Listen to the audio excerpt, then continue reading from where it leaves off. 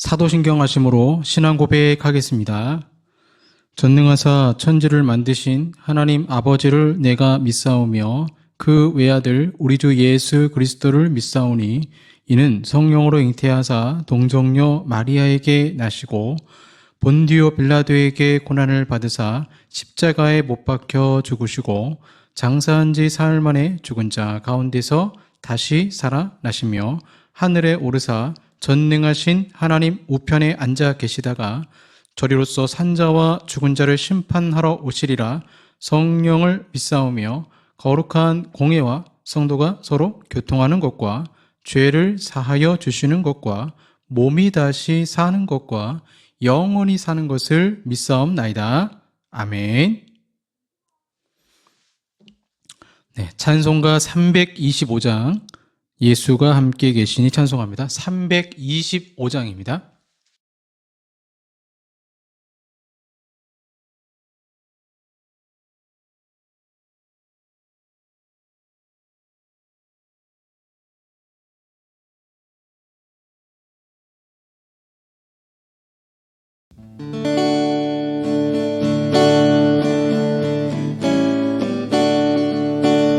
예수가 함께 계시니 시험이 오나 겁없네. 기쁨의 근원 되시는 예수를 위해 삽시다. 날마다 주를 섬기며 언제나 주를 기리고 그 사랑 안에 살면서 딴 길로 가지 맙시다. 이 세상 사는 동안에 주 이름 전파하면서 무한한 복락 주시는 예수를 위해 삽시다. 날마다 주를 섬기며 언제나 주를 기리고 그 사랑 안에 살면서 딴 길로 가지 맙시다. 이 세상 친구 없어도 예수는 나의 친구니 불의한 일을 버리고 예수를 위해 삽시다. 날마다 주를 섬기며 언제나 주를 기리고 그 사랑 안에 살면서 딴 길로 가지 맙시다. 주께서 심판하실 때 잘했다 칭찬하리니 이러한 상급받도록 예수를 위해 삽시다. 날마다 주를 섬기며 언제나 주를 기리고 그 사랑 안에 살면서 딴 길로 가지 맙시다.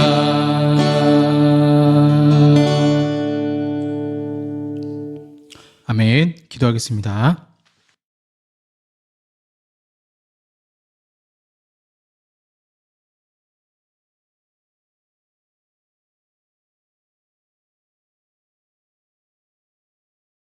사랑의 아버지 하나님 감사합니다.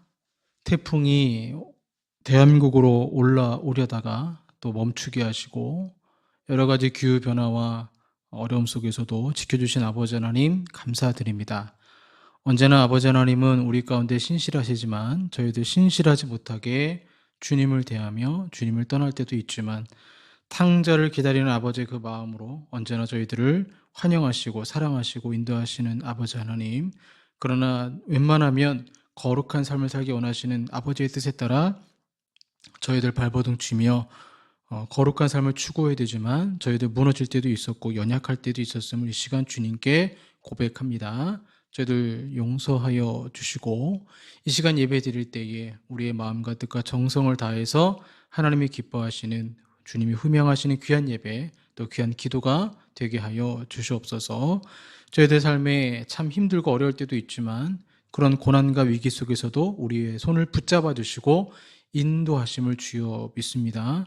신뢰, 의지, 믿음, 이러한 하나님 말씀 안에서의 용기를 가지고 살아갈 수 있도록 도와주시고 성령 충만한 가운데 주님을 바라보며 믿음으로 살게 하여 주시옵소서. 예수님 이름으로 기도합니다. 아멘. 네, 성경 말씀 출애굽기 20장 16절 말씀입니다. 출애굽기 20장 16절 말씀, 구약 113쪽이 되겠습니다. 한 절 말씀 봉독하겠습니다. 내 이웃에 대하여 거짓 증거하지 말라. 한 번 더 읽겠습니다. 내 이웃에 대하여 거짓 증거하지 말라. 아멘. 네, 오늘은 제9계명 말씀, 핵심은 거짓말하지 말라죠. 9계명 말씀을 살펴보도록 하겠습니다. 2009년에 전남 순천에서 청산가리 막걸리 살인 사건이 있었죠. 그때 선고를 받은 사람이 이제 부녀였어요. 그러니까 죽은 아내의 그 부녀가 중형을 받게 돼서 재심을 청구했습니다. 그래서 재심 전문 변호사에게 의뢰를 했고, 그 재심 전문 변호사는 이렇게 주장을 했습니다. 뭐냐면 당시 그 어머니가 청산가리를 넣은 막걸리를 먹고 또 동네 주민에게 나눠주고 하면서 한 명이 죽고 또 그 아내분이 죽고 주민 2명을 다치게 한 혐의로 2009년에 이제 왜 그러느냐, 부녀가 부적절한 관계에 있었다, 말도 안 되는 거죠. 그러면서 갈등이 심해지자 엄마를 죽이려고 그렇게 했다, 뭐 그런 식으로 검찰이 브리핑을 했습니다. 그래서 이제 유죄, 처음에는 이제 말도 안 된다 해서 무죄 선고를 받았다가 2심 때는 이제 한 사람은 무기징역, 한 사람은 징역 20년을 선고를 했죠. 그것이 이제 2012년 3월에 대법원에서 판결이 확정되었습니다. 그런데 이 사건의 핵심 증거인 청산가리가 막걸리에서 검출됐으나 사건 현장 등에서 발견되지 않았고, 청산가리를 넣었다던 플라스틱 숟가락에도 성분이 나오지 않게 된 거예요. 뭔가 이상하다. 검찰이 증거 미제출 허위 공문 문서 작성했다라는 거예요. 이 말이 무슨 말이냐면요, 당시 엄마를 죽였다는, 아내를 죽였다는 그 부녀가 지적장애를 가지고 있었어요. 지적장애를 가지고 있어서 글도 잘 못 써요. 그러면 유도신문할 수 있잖아요. 지적장애에다가 글도 잘 못 쓰니까. 그래서 이 재심 전문 변호사가 유리한 증거를 일부러 검찰이 안 냈다라는 거예요. 어떤 유리한 증거냐면 CCTV입니다. CCTV에 어떤 범행 기록이 동선이 안 나오는 거예요. 그러니까 이 범행 현장에서 이렇게 죽였다라는 걸 증거하기 위해서 검찰이 어떤 동선, 이 범죄자들의 동선을 얘기했지만 부녀의 동선이 안 나왔거든요. 그러니까 그걸 안 나왔다는 이유로 CCTV 자료가 있음에도 불구하고 없다고 말하고는 안 냈고, 또한 협박하고 겁을 주어서 허위 진술을 작성하게 했다라는 것입니다. 강압 수사가 이루어졌다라는 거죠. 그래서 이제 이 사건이 이제 앞으로 어떻게 될지 모르겠지만, 만약 검찰이 의도적으로 그러한 식으로 사람을 범죄자로 몰았다? 이건 굉장히 큰 죄가 되는 것입니다. CCTV 자료가 있음에도 그 자료가 검찰들에게 불리하다고 판단해서 내지 않는 것도 문제가 있는 것이죠. 그래서 여러분, 법정에서는 중요한 것이 증거입니다. 증거가 중요한 이유는 사람을 믿을 수 없기 때문입니다. 우리가 자동차 사고가 났을 때 보세요. 사람들 보시면 자동차 접촉 사고가 나면 본성이 나와요. 본성. 그래서 누군가는 분명 더 큰 잘못이 있음에도 불구하고 인정하지 않고 또 나만 잘못한 게 아니고 저 사람도 크게 잘못했다는 식으로 덮어 씌우죠. 그래서 여러분 차량에 블랙박스가 있는 게 얼마나 다행입니까? 거짓말은 이처럼 사회 전반에 퍼져 있는 사회 악입니다. 그래서 하나님은 성경 곳곳에 법정에서만큼은 부패하지 않고 깨끗해야 되며 억울한 사람이 생기지 않도록 억울한 재판을 한다면 이건 큰 죄가 된다고 하나님이 직접 말씀을 하시는 거죠. 그래서 출애굽기 20장 16절 말씀은 특별히 어떤 경우냐? 법정에서 거짓말하는 경우를 다루는데 내 이웃에 대하여 뭐라고 말씀하고 있습니까? 거짓 증거하지 말라라고 말하고 있습니다. 지금 시대야 CCTV가 있고 블랙박스나 사진이 있고 과학수사대가 유전자 감식도 하니까 범인을 잡기 쉽지만 성경 시대 때는 사람의 말, 즉 증인이 2명 이상이 있어야 당신은 죄가 있다 없다 판단을 내릴 수가 있었던 것입니다. 그래서 증인의 역할이 굉장히 중요했던 것이죠. 저번 주에 도둑질하지 말라 말씀은 주로 재산에 관한 도둑질이라면 제9계명은 이웃의 명예에 관한 도둑질이 되는 것입니다. 거짓말로 억울하게 감옥살이 할 수 있으니 제9계명은 하나님 입장에서 정말 중요한 계명이며 오늘날 사법정신이 흔들리고 있는 대한민국이 꼭 필요한 계명이라 볼 수 있는 것이죠. 구약 성경에는 이 9건의 10계명을 어긴 대표적인 사례가 나와요. 공교롭게도 그렇게 나옵니다. 예를 들어서 창세기 보시면 아담과 하와가 뱀의 목소리를 하나님보다 더 중시했죠. 이건 1계명을 어긴 것입니다. 나 외에는 다른 신을 내게 두지 말지니라. 출애굽기에는 금송아지를 만들잖아요. 제2계명 우상을 만들지 말라는 말씀을 어겼고 레위기 이제 장세기 출애굽기 레위기니까 레위기 24장 10절에서 16절에는 한 남자가 하나님의 이름을 저주하고 모독한 사건을 다루고 그래서 제3계명 여호와 이름을 망령되 일컫지 말라 계명을 어겼죠. 민수기 15장 32절 36절에는 안식일에 나무를 하여 안식일을 어긴 사람이 형벌로 죽은 사건이 나옵니다. 제4계명을 어긴 거죠. 신명기 21장 18절 21절은 부모를 존중하지 않는 패역한 아들을 모두의 손으로 돌로 쳐 죽인 사건이 나옵니다. 제5계명을 어긴 거죠. 여호수아로 넘어가면 순서가 조금 달라지는데 여리고성 전투 후에 전리품을 챙긴 아간, 도둑질하지 말라가 나오고 그래서 이들이 제8계명을 어기고 그들은 죽습니다. 사사기에 보면은 극악한 범죄가 나오는데 레위인의 첩을 강간하고 살해하고 그래서 제6계명 살인하지 말라 어겼고 이에 따라서 베냐민 지파는 거의 진멸할 뻔합니다. 히브리 성경은 순서가 여호수아 사사기를 거쳐서 룻기가 안 나오고 곧바로 사무엘서 열왕기서로 이어져요. 그 다음 이사야서, 그 다음 선지서가 전개되는데 사무엘서에서는 다윗이 밧세바를 범한 간통죄가 나옵니다. 제7계명을 어긴 것이죠. 이 사건으로 다윗의 아들 4명이 죽습니다. 마지막으로 이제 이 부분 말씀드리려고 제가 쭉 말씀드렸는데 뭐가 나오느냐? 열왕기서를 보시면 열왕기상 21장에 나봇의 포도원을 뺏은 아하방 사건이 나오죠. 아하방이 나봇의 포도원이 너무 마음에 들어서 뺏었어요. 근데 뺏는 과정에서 성경이 이렇게 나옵니다. 이스라엘 사람 나봇에게 이스라엘의 포도원이 있어 사마리아의 왕 아합의 왕궁에서 가깝더니 아합이 나봇에게 말하 이르되 내 포도원이 내 왕궁 곁에 가까이 있으니 내게 주어 채소밭을 삼게 하라. 내가 그 대신에 그보다 더 아름다운 포도원을 내게 줄 것이요 만일 내가 좋게 여기면 그 값을 돈으로 내게 주리라. 그런데 땅이라는 것이 조상 대대로 물려오는 것이기 때문에 왕이라 할지라도 남의 땅을 함부로 뺏을 수가 없어요. 알아놓은 거예요. 아합이 알아놓았습니다. 저 땅을 갖고 싶은데 그때 그 아합의 아내 이세벨이 왕이 지금 이스라엘 나라를 다스리니까 일어나 식사하시고 마음을 즐겁게 하소서 내가 이스라엘 사람 나봇의 포도원을 왕께 드리리다 하고는 이제 이세벨이 계책을 세웁니다. 불량자 2명을 거짓 증거로 세워서 나봇이 하나님과 왕을 저주했다. 거짓 증언을 두어요. 그리고는 즉결 심판을 받게 합니다. 하나님이 이를 보셨어요. 억울한 자를 만들었어요. 제 9계명을 어긴 거잖아요.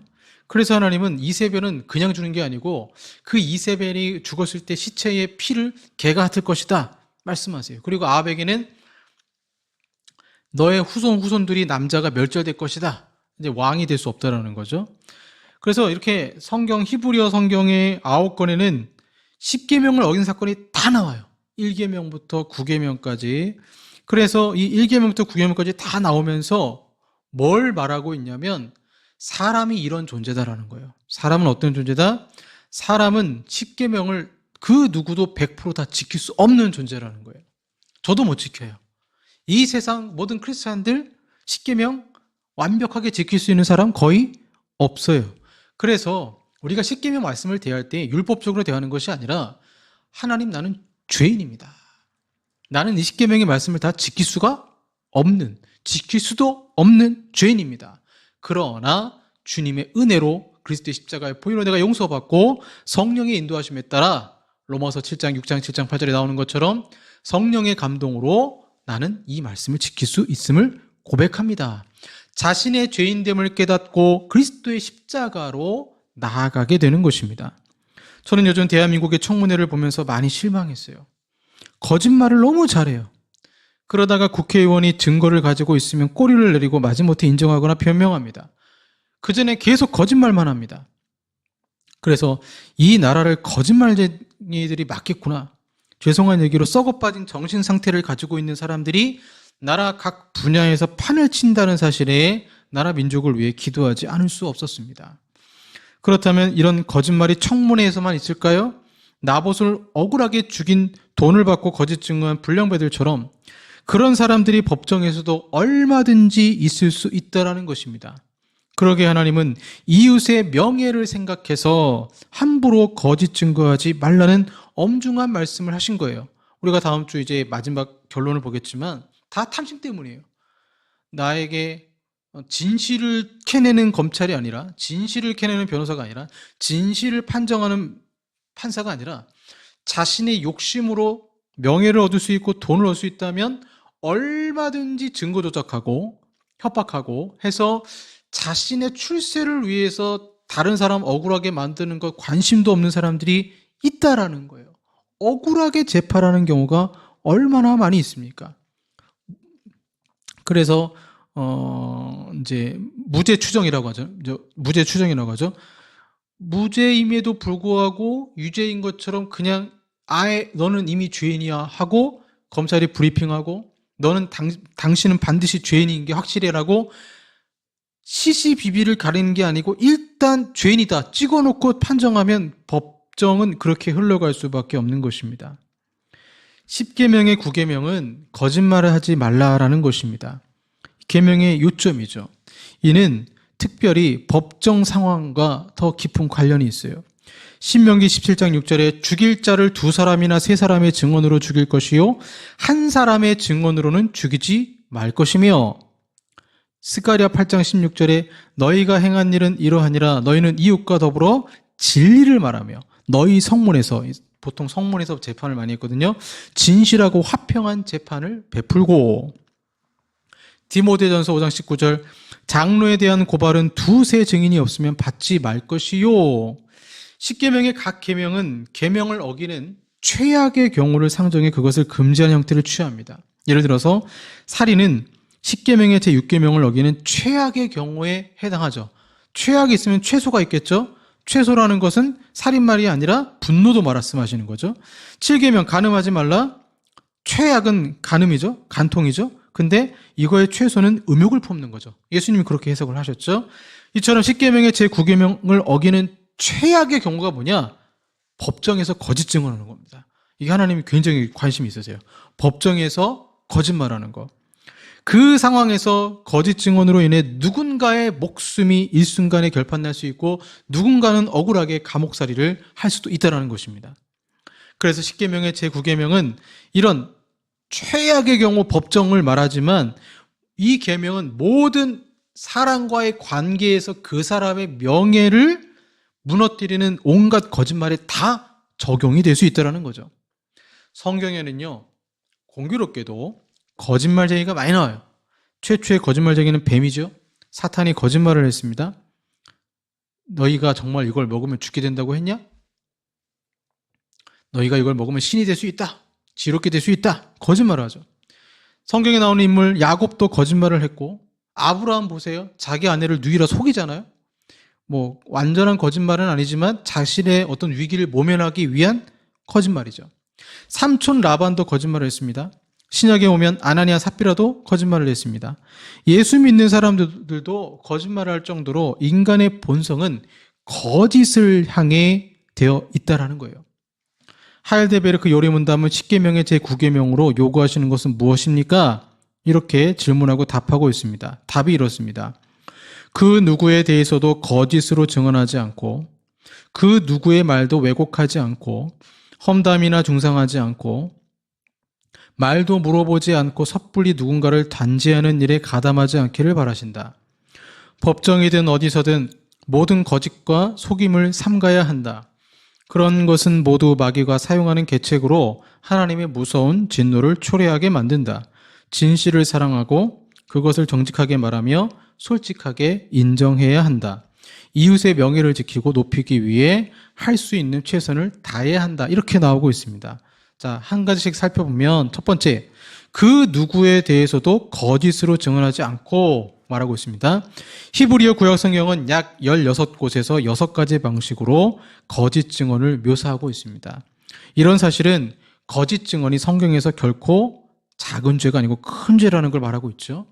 말씀드린 나봇의 억울한 죽음처럼 거짓으로 증언하면 무고한 생명이 죽습니다. 그런데 이를 정치인들이 이용합니다.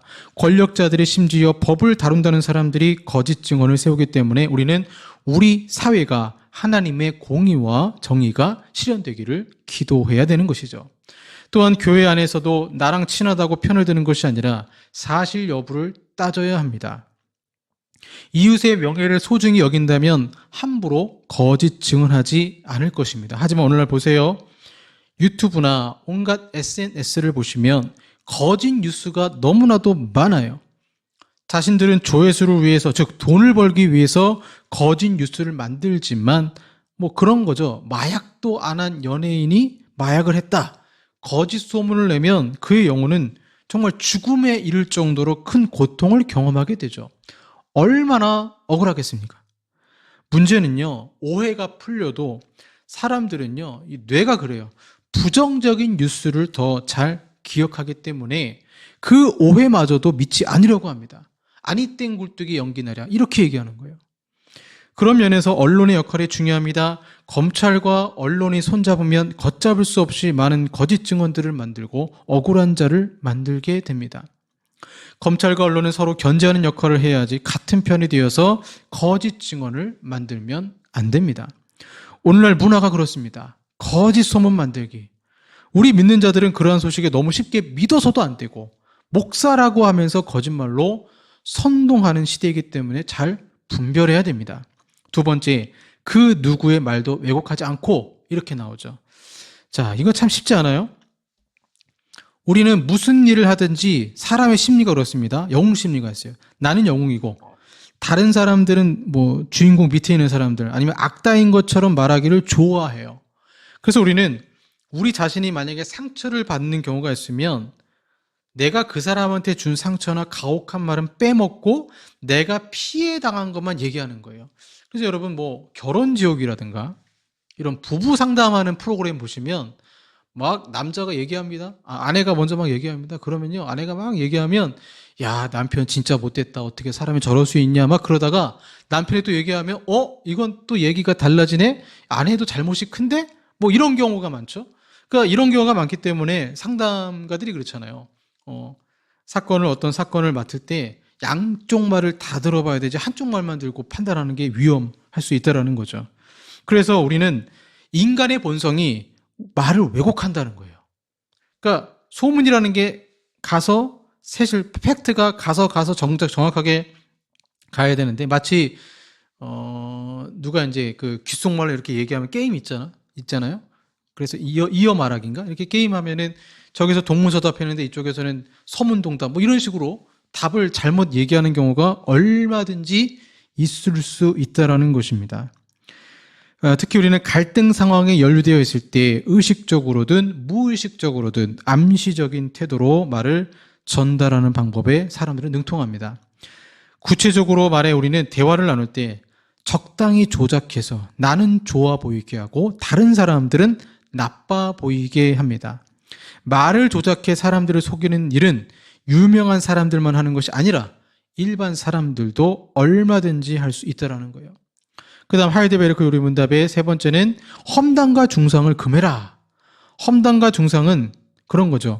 불필요하게 얘기할 필요가 없어요. 소문을 퍼뜨리는 것이 과연 의미가 있을까? 이거 사실이야? 물론 사실일 수 있습니다. 사실이라서 말했지만 그 사실을 말함으로 한 가정이 깨질 수도 있고 교회가 어려워질 수도 있어요. 굳이 그렇게 험담과 중상을 요즘 그것도 문제인 것 같아요. 유튜브에서 어떤 교회가 비리가 있다, 어떤 고난, 어떤 문제가 있다, 그러면 그거에 대해서 막 이거는 뭐 한국 교회가 알아야 됩니다 해가지고 험담과 중상을 쫙 합니다. 근데 문제는 이걸 믿지 않는 사람들도 보고 많은 사람들이 보고 영향을 받아서 신앙을 떠나게 되는 경우도 있다는 거죠. 그런 걸 보게 될 때 좀 조심할 필요가 있습니다. 그런 부분에서 험담과 중상을 하지 말라라고 말하고 있다는 거죠. 안타깝게도 우리는 비밀을 공유한다라고 했는데 어떤 사람과 비밀을 공유한다고 했는데 공유하면 그게 나는 저 사람과 했지만 저 사람은 또 다른 사람과 비밀을 공유하고 해서 소문이 쫙 퍼지는 것을 보게 됩니다. 그래서 그런 말이 있어요. 친구를 가장 빨리 사귀는 방법은 공동의 적을 찾는 것이다. 그렇게 친구가 되고 나면 다른 사람들에 대해서 험담과 중상모략을 하게 된다는 것입니다. 그러니 이러한 부분에 있어서도 크리스찬들이 조심할 필요가 있죠. 잠언 18장 8절에 남의 말하기를 좋아하는 자의 말은 별식각 같아서 뱃속 깊은 데로 내려가느니라. 그래서 정말 그런 것 같아요. 어린이든 할머니 할아버지든 다 똑같아요. 아이들도 험담 중상 잘하고요. 할머니 할아버지들도요. 모여서 얘기할 때 뭐 정치 얘기하고 뭐 하실 때 있잖아요. 그러면 완전히 상대편 정당은 완전 죽일 사람이에요. 험담하고 중상하는 경우가 얼마나 많이 있는지 모릅니다. 네 번째, 섣불리 누군가를 단죄하거나 판단해서는 안 된다는 것입니다. 이 법정에서 특별히 중요합니다. 정확한 정보도 없이 사람을 판단하는 죄를 지을 때가 있어요. 법정에서는 무죄 추정의 원칙이 있습니다. 이 말이 뭐냐면요. 재판이 나오기 전까지는 의심이 가도 죄인이 아니다. 이게 기본 전제예요. 재판이 나오기 전까지, 결과 나오기 전까지는 의심이 가도 죄인이 아니다. 그런데 검찰 브리핑이 마치 이 사람은 확실한 죄인이다라는 식의 언론 보도를 타고 뉴스를 전해주니까 많은 국민들이 시시비비를 가리기도 전에 국민들로부터 그 사람은 이미 죄인 취급을 받는 것입니다. 명예를 도둑질을 받은 거예요. 명예가 실추된 거예요. 이를 내가 억울하게 당한다면 얼마나 괴롭겠습니까? 그래서 우리는 사람을 섣불리 판단해서는 안 됩니다. 결국 위에 네 가지 공통점은 뭐냐면요. 우리가 이웃에 대해서 거짓말하고 그 다음에 그럴 때 결국 말을 조심하라는 거예요. 말을 조심하라. 구계명은. 야고보서 말씀에 나오듯 혀를 다스리는 것이 얼마나 어려운지 몰라요. 말로 인해 상처받고 말로 인해 정죄받기도 합니다. 거짓은 마음에 있지만 거짓말은 언어로 표현이 되어서 문제가 심각해지는 것입니다. 그래서 오늘 본 말씀은 결국 뭐냐? 사람을 대할 때, 누군가 얘기를 할 때 존중의 마음이 있느냐라는 것입니다. 연예인을 단순히 가십거리로 삼는 것이 아니라 저들도 존중받아야 할 사람이라는 것입니다. 나도 명예가 있고 이웃도 명예가 있다는 것을 안다면 우리는 함부로 거짓말을 해서는 안 되는 것입니다. 거짓 자체도 악이기도 하지만 그래서 거짓의 아비가 사탄 아닙니까? 이웃을 사랑한다면 그의 명예도 지켜줘야 한다는 것이죠. 거짓은 억울한 사람을 만들어내지만 진실은 하나님의 영광이 드러납니다. 세상의 가십거리를 즐기기보다 하나님의 말씀, 진실된 말씀을 내면에 품고 표현하십시오. 이웃의 명예를 생각한다면 거짓말을 안 하게 될 것입니다. 기도하겠습니다. 하나님 아버지, 이웃의 명예를 생각한다면 우리가 어찌 남을 함부로 판단하고 특별히 법정에서 위증죄를 저지르겠습니까? 그러나 지금은 내 이웃의 명예보다 내 안의 탐심과 돈이 더 좋아서, 명예가 더 좋아서 거짓을 일삼는 시대에 우리가 살고 있습니다. 사랑의 아버지 하나님, 이렇게 하나님의 정의와 공의가 무시되고 있는 시대 속에서 우리 그리스도인들마저도 거짓말에 이끌리는 것이 아니라 진실된 말을 하며 말씀 가운데 승리케 하여 주시옵소서. 예수님 이름으로 기도합니다. 아멘. 네, 우리 예수님은 사랑이시기도 하지만 하나님의 공의이십니다. 예수 하나님의 공의 찬양하시겠습니다.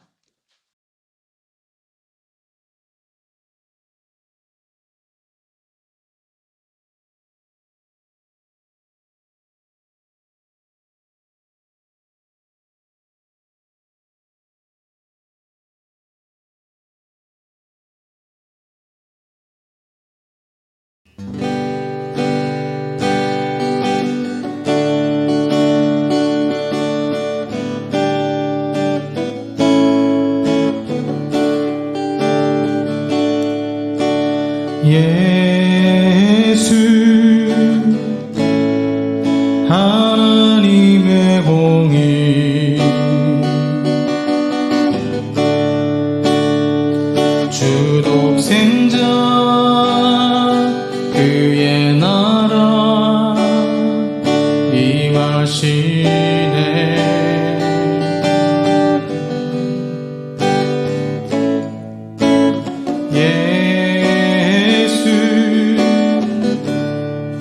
재물이 되신 주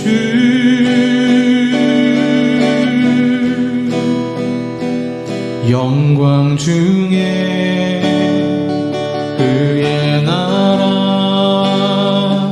임하시네.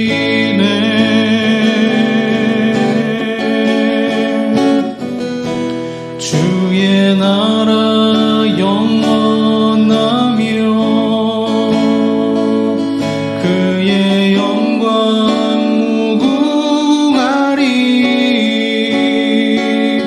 왕의 위엄과 능력이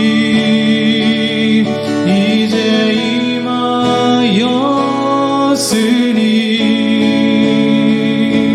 주의 주권과 주의 통치와 주의 나라 힘과 권세 임하네. 예수 하나님의 공의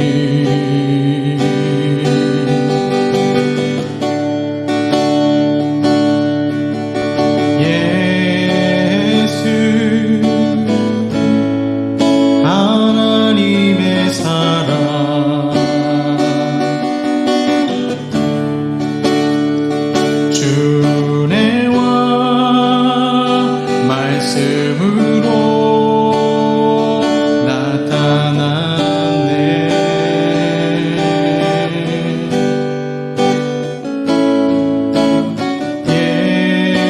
예수 거룩한 하나님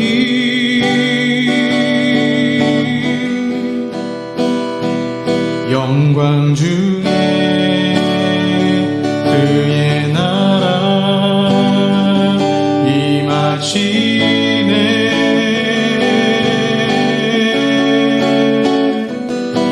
주의 나라 영원하며 그의 영광 무궁하리. 왕의 위엄과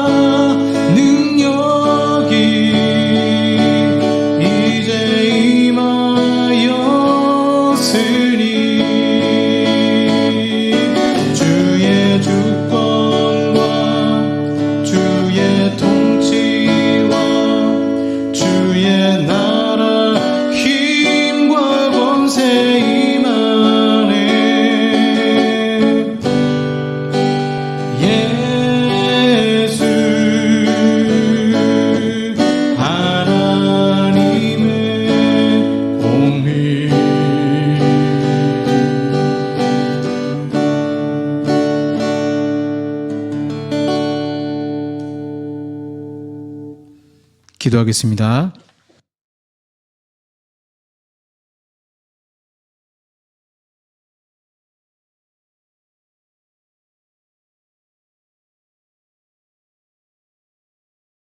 사랑의 아버지 하나님 감사합니다. 이 땅에 정의와 공의가 실현되기를 원하시는 아버지 하나님, 지금도 수많은 억울한 사람들의 눈물을 주님이 다 보시고 나중에 다 갚아주시고 또 현실 속에서 그 억울함을 풀어주심을 주여 믿습니다. 오늘도 10월달 감사의 달, 감사함으로 주님께 나갑니다. 11조로 감사로 성교 구제로 주님께 영광 돌려오니 하나님 기쁘게 받아주시고 마음을 드린 자마다 또 정성을 다해 주님께 예배드린 자마다 주님 함께 하셔서 한 주간도 평안 주시고 은혜 주셔서 성령 충만한 믿음의 삶, 성령 충만한 건강한 삶 살 수 있도록 도와주시옵소서. 예수님 이름으로 기도합니다. 아멘. 지금은 우리 구주 예수 그리스도의 은혜와 성부 하나님의 사랑하심과 성령 하나님의 교제 곁에 역사하심이 제9계명 말씀을 지키며 승리하게 원하는 우리 사랑하는 성도들과 한국 교회 위에 영원토록 함께 있을지어다. 아멘.